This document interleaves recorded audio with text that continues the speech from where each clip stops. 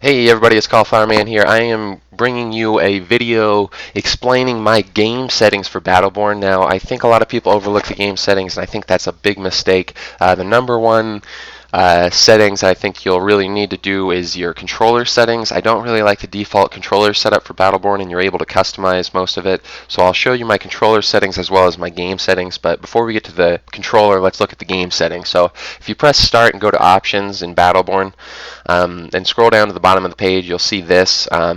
The second from bottom and the fourth from bottom choices, the damage number styles and the skill activation styles are the ones that I switch.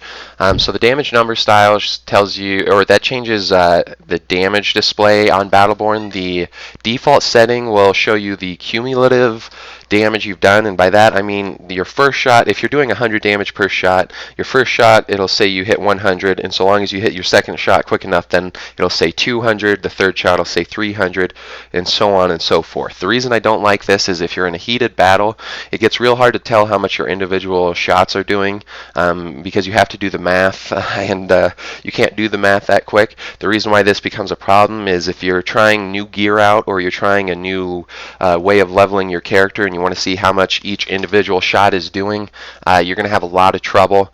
So I always put it on show individual damage numbers. That's just the way I really like to play it. Now, if you go to the skill activation styles, the general skill activation style is you have to press a skill twice for it to activate. If you go to quick skill activation, then when you press a skill, you'll press it. As long as you hold down the button, it won't use the skill, but once you let go of the button, the skill will activate. The reason I like this is it's quicker to activate a skill, and you can still hold the skill down if you're trying to aim it, so it doesn't take away that option. So I like to have or it allows you to do your skills quicker, but it also still allows you to aim them. There is one option that is an instant skill cast, and I really don't like that instant skill cast because some of the skills, especially some of the ultimates and whatnot, they get real weird and hard to aim. Like if you're playing Kelvin and you do an instant skill cast, you're probably never going to hit your ultimate. So I like using the quick skill activation type. Now, if we look here, right, or it's actually 4 above the skill activation types, team colors. If you click on team colors, that'll be this next window that I'll show you. Team colors, the default colors on Battleborn right now I think are blue for your allies and orange for your enemies, and I don't really feel like that gives a lot of contrast between them.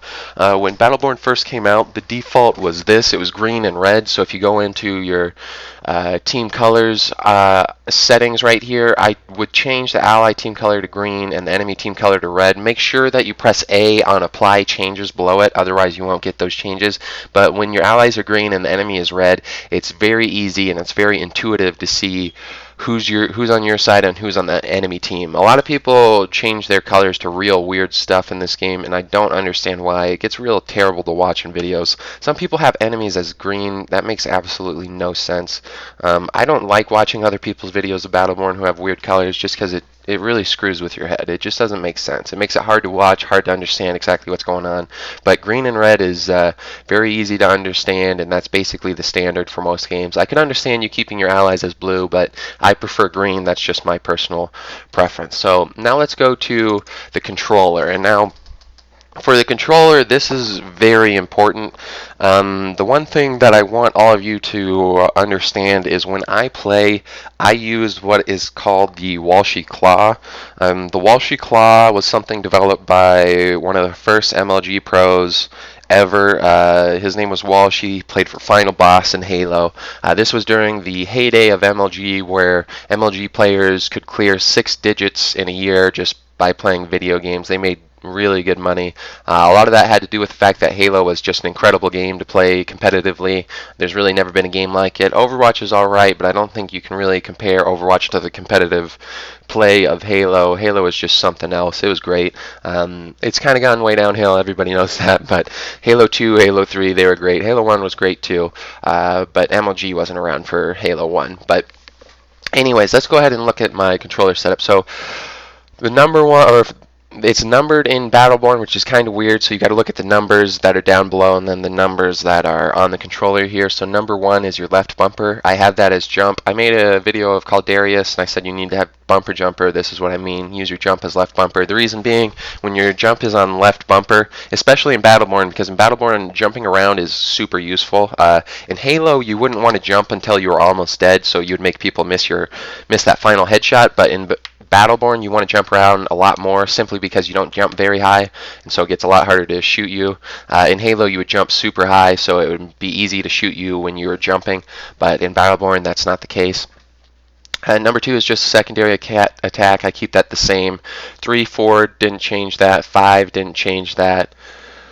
6, 7, 8, 9, I don't change that. 10 is your primary attack. I don't change that either. You always want your primary and secondary attack as your left trigger and right trigger. That should go without saying. 12 is your menu. I didn't change that either. Now 13. 13 is X. I switched this one.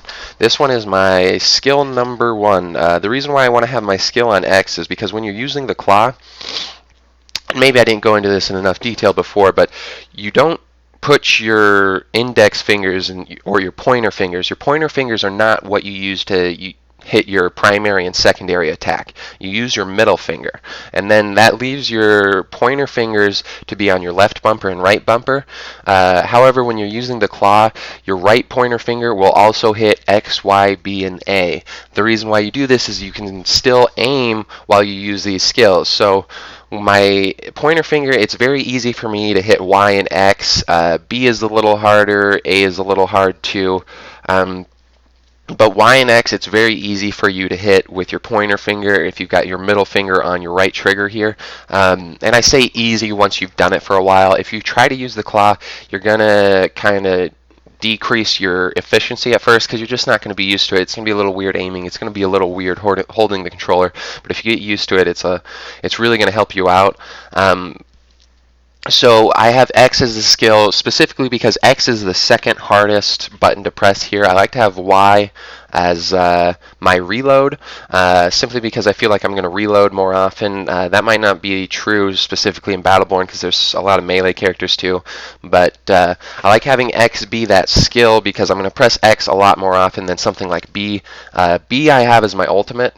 Number 15 is my ultimate, so I use my ultimate as B simply because I'm not going to press it as much, and it's a little bit harder to press B with your index finger, so I want it to be the ultimate, which has a longer cooldown time. And then 17, that's just my aimer, and 18 is the melee, so I keep those the same. So again, what I really wanted to switch was I want my jump as LB, I want my skills as either Y, X, or RB, and then my ultimate as B.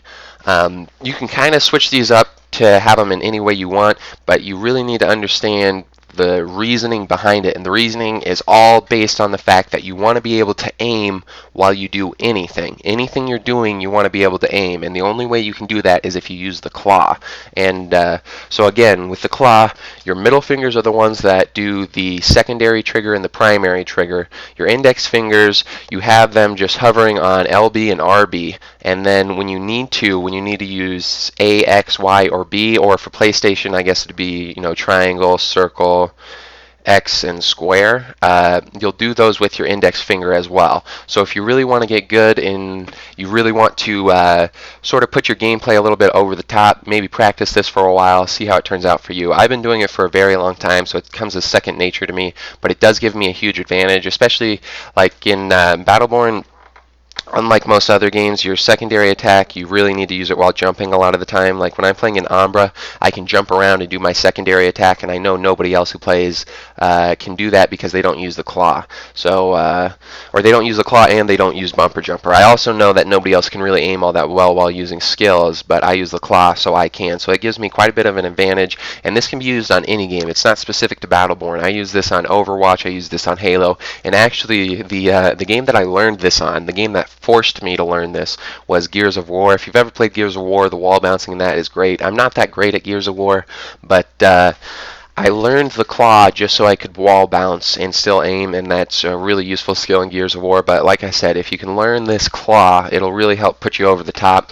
But don't be alarmed if you start trying the claw and you're not really that good at it to start with. It takes a little while to get